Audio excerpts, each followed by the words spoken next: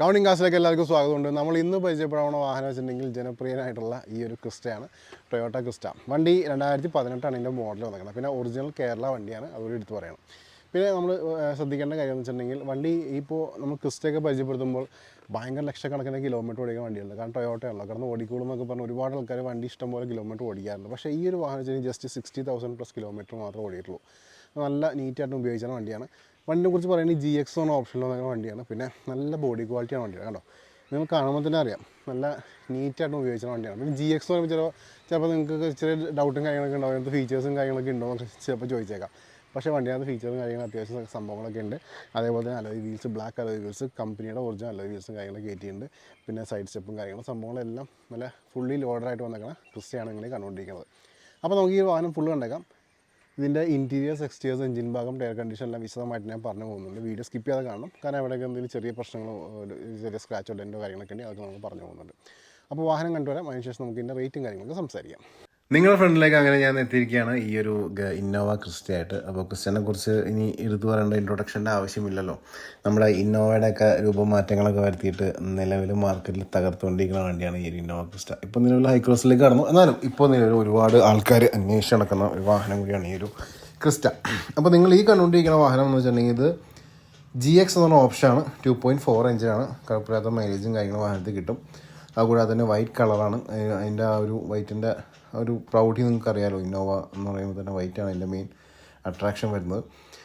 അതുകൂടാതെ നമുക്ക് സൈഡൊക്കെ നോക്കണം. ഇപ്പോൾ GX എന്ന് പറഞ്ഞ ഓപ്ഷൻ ആയതുകൊണ്ട് തന്നെ നമുക്ക് ഇതിനകത്ത് അലോയ് വീൽസും കാര്യങ്ങളൊക്കെ എക്സ്ട്രാ വരുന്നുണ്ട്. പിന്നെ ഫ്രണ്ടിൽ തന്നെ നോക്കുകയാണെങ്കിൽ ക്രോമിൻ്റെ ഇൻസേർട്ടും കാര്യങ്ങളൊക്കെ നമുക്ക് കൂടെ കാണാൻ പറ്റും. കണ്ടോ, വാഹനത്തിന് ടോപ്പ് വ്യൂവിലേക്ക് നോക്കാം. ഇതാണ് ടോപ്പ് വ്യൂ വരുന്നത്. അതേപോലെ തന്നെ നമുക്കിനി സൈഡിലേക്ക് വരണമെങ്കിൽ ഇവിടുത്തെ വീലാർച്ച് നോക്കാം. വീലാർച്ചൊക്കെ വളരെ നീറ്റായിട്ടിരിക്കുന്ന വീലാർച്ച് നമുക്ക് കാണാൻ പറ്റും. സ്ക്രാച്ചോ ഡെൻറ്റോ കാര്യങ്ങളൊന്നും കിട്ടുന്നില്ല. നല്ല ഗ്രിപ്പ് ടയേഴ്സ് വെക്കുന്നുണ്ട്. അലോയ്സ് ആയാലും നല്ല ക്വാളിറ്റി തന്നെ ഇരിക്കുന്നു. ഫ്രണ്ടിലെ വിൻഷീൽഡൊക്കെ നല്ല നീറ്റായിട്ടിരിക്കുന്നു. ഒരു സ്ക്രാച്ചോ കാര്യങ്ങളൊന്നും നമുക്ക് കിട്ടുന്നില്ല. ഫ്രണ്ടിലെ ബോണറ്റ് ഓക്കെയാണ്. അതേപോലെ തന്നെ നമുക്കിനി താഴേക്ക് വരണമെങ്കിൽ ലാമ്പൊക്കെ നോക്കാം. ലാമ്പൊക്കെ പക്ക ക്വാളിറ്റി തന്നെ ഇരിക്കുന്നു. ഫോഗ് ലാമ്പ് നല്ല വൃത്തിയിൽ തന്നെ ഇരിക്കുന്നുണ്ട്. ഫ്രണ്ടിലെ ഗ്രില്ലായാലും നീറ്റായിട്ടിരിക്കുന്നു. ഗ്രില്ലാസൊക്കെ കാണാൻ പറ്റും. ലെഫ്റ്റ് സൈഡിലെ ലാമ്പായാലും നല്ല വൃത്തി തന്നെ ഇരിക്കുന്നുണ്ട്. ഇനി നമുക്ക് ഇവിടുത്തെ വീലാർച്ചിലേക്ക് പോകാം.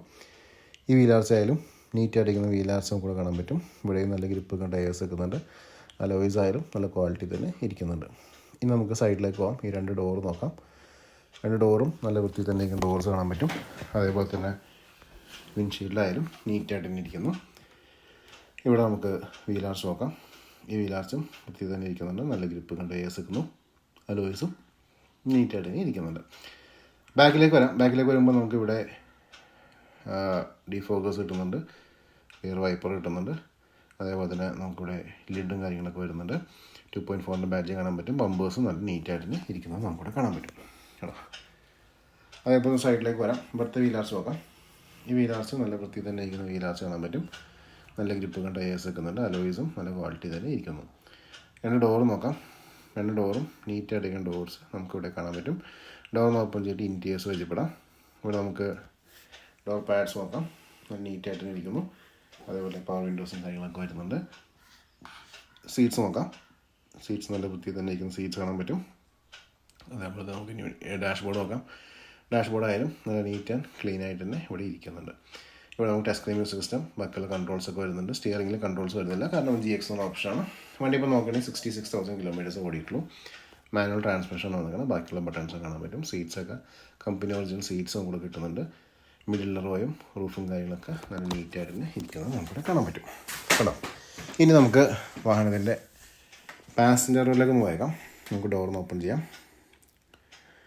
ഡോർ ഓപ്പൺ ചെയ്യുമ്പോൾ നമുക്കിവിടെ കാണാൻ പറ്റും. ഡോർ പാഡ്സൊക്കെ നല്ല വൃത്തിയിൽ തന്നെ ഇരിക്കുന്ന ഡോർ പാഡ്സ് കാണാൻ പറ്റും. അതേപോലെ തന്നെ സീറ്റ്സ് നോക്കാം. സീറ്റ്സ് ആയാലും നല്ല വൃത്തിയിൽ തന്നെ ഇരിക്കുന്ന സീറ്റ്സ് നമുക്കിവിടെ കിട്ടുന്നുണ്ട്. അതായത് നമുക്കിനി ലെഗ് റൂം നോക്കാം. ലെഗ് റൂം നല്ല വൃത്തിയിൽ തന്നെ ഇരിക്കുന്നു.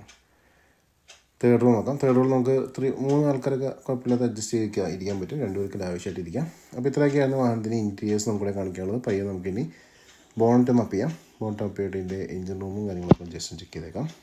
നിങ്ങൾ ഈ കണ്ടുകൊണ്ടിരിക്കുകയാണ് ഈ ഒരു വാഹനത്തിൻ്റെ എഞ്ചിൻ റൂം. എഞ്ചിൻ റൂം എന്ന് പറയുമ്പോൾ അതിവിശാലമായിട്ടുള്ള എഞ്ചിനാണ് വന്നേക്കണം. കാരണം നമുക്കറിയാം ഇത് ഡീസൽ ഇന്നോവയുടെ എഞ്ചിനാകുമ്പോൾ തന്നെ അത്യാവശ്യം ബൾക്കിയാണ്. ഇഷ്ടംപോലെ സ്പേസ് നമുക്ക് കിട്ടുന്നുണ്ട്. അതേപോലെ തന്നെ ക്യാമറ വളരെ സ്ലോയിലാണ് മൂവ് ചെയ്യണം. എന്തെങ്കിലും രീതിയിലുള്ള ലീക്കേജോ കാര്യങ്ങളൊക്കെ ഉണ്ടെങ്കിൽ നോട്ട് ചെയ്യാം. എഡ്ജസ് ഒക്കെ നോക്കാം. ഫ്രണ്ട് പോർഷനൊക്കെ നോക്കാം. അതേപോലെ തന്നെ ഇവിടെയും നമുക്ക് എഡ്ജസ്റ്റൊക്കെ ഒന്ന് ചെക്ക് ചെയ്യാം.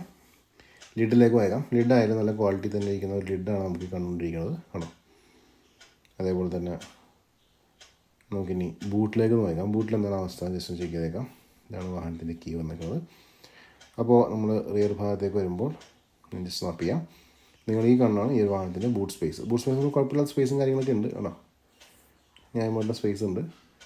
അതേപോലെ നമുക്ക് എഡ്ജസ്റ്റിലേക്ക് നോക്കാം. എഡ്ജസ് ആയാലും നല്ല നീറ്റായിട്ടിരിക്കുന്ന ഒരു എഡ്ജസ് നമുക്കിവിടെ കാണാൻ പറ്റും. അതേപോലെ നമുക്ക് ലോവർ പോർഷനൊക്കെ നോക്കാം. ലിഡിലേക്ക് വരാം. ലിഡായാലും നല്ല നീറ്റ് ആൻഡ് ക്ലീൻ ആയിട്ട് നിൽക്കുന്ന ലിഡ് നമുക്ക് ഇവിടെ കിട്ടുന്നുണ്ട് കേട്ടോ. അപ്പോൾ ഇത്രയൊക്കെയായിരുന്നു വാഹനത്തിൻ്റെ ഇൻറ്റീരിയേഴ്സിൽ കാണിക്കാനുള്ളത്. ഇനി നമുക്ക് ടയറിലേക്ക് നോക്കാം. സ്പെയർ വീലിൻ്റെ ഒരു ഗ്രിപ്പും കാര്യങ്ങളൊക്കെ ജസ്റ്റ് നോക്കിയേക്കാം. സ്പെയർ വീലിൻ്റെ ഗ്രിപ്പ് കുറച്ച് കുറവാണ്. അപ്പോൾ ഇത്രയൊക്കെയാണ് വിശേഷങ്ങൾ. ഇനി നമുക്ക് വാഹനത്തിൻ്റെ റേറ്റും കാര്യങ്ങളും വിശദമായിട്ട് സംസാരിക്കാം. അപ്പോൾ നിങ്ങളെല്ലാവരും ഈ ഒരു വാഹനം കണ്ടു കഴിഞ്ഞു. ഞാൻ പറഞ്ഞ പോലെ തന്നെ വണ്ടി നല്ല നീറ്റായിട്ട് ഉപയോഗിച്ച കലക്കം വണ്ടിയാണ്. വണ്ടി ഒറിജിനൽ കേരള രജിസ്റ്റേർഡ് വണ്ടിയാണ്. വാഹനത്തിൻ്റെ കിലോമീറ്റേഴ്സ് ജസ്റ്റ് 66,000 കിലോമീറ്റേഴ്സാണ് വണ്ടി ഓടിയിട്ടുള്ളൂ. അത് വലിയൊരു കാര്യം തന്നെയാണ്. ഓക്കെ, അപ്പോൾ ഇത്രയൊക്കെയായിരുന്നു വണ്ടിയുടെ ഇൻട്രോ. ഇനി നമുക്ക് ഈ വാഹനത്തിൻ്റെ റേറ്റിലേക്കാണ് നടക്കുന്നത്. റേറ്റ് എന്ന് പറയുമ്പോൾ ഞാൻ എപ്പോഴും പറയാറുള്ള പോലെ വണ്ടിയുടെ ക്വാളിറ്റിയും അതേപോലെ തന്നെ അതിന് കിലോമീറ്റേഴ്സൊക്കെ നോക്കിയിട്ടാണ് നമ്മൾ റേറ്റും കാര്യങ്ങളൊക്കെ നിശ്ചയിക്കണം. ഈ വാഹനത്തിന് വളരെ കുറച്ച് കിലോമീറ്റർ ഓടിയിട്ടുള്ളൂ. ഇന്നോവേനെ വെച്ച് നോക്കുമ്പോൾ വളരെ കുറച്ച് കിലോമീറ്ററിന് വണ്ടി ഓടിയിട്ടുള്ളൂ. അപ്പോൾ ഇതിൻ്റെ ആസ്കിംഗ് പ്രൈസ് എന്ന് വെച്ചിട്ടുണ്ടെങ്കിൽ നിലവിൽ കസ്റ്റമർ ആസ്കിംഗ് പ്രൈസ് എന്ന് വെച്ചിട്ടുണ്ടെങ്കിൽ 18.25 ലക്ഷം രൂപയാണ്. 18.75 lakhs. നെഗോഷ്യബിൾ പ്രൈസാണ്. വീഡിയോൻ്റെ ഡിസ്ക്രിപ്ഷനിൽ ഞാൻ കോൺടാക്ട് നമ്പർ കൊടുത്തിട്ടുണ്ട്. വാട്സാപ്പ് നമ്പർ കൊടുത്താൽ നിങ്ങൾക്ക് മെസ്സേജോ വോയിസോ ഇട്ടേക്കാം. റിപ്ലൈയും കാര്യങ്ങൾ തരുന്നതാണ്.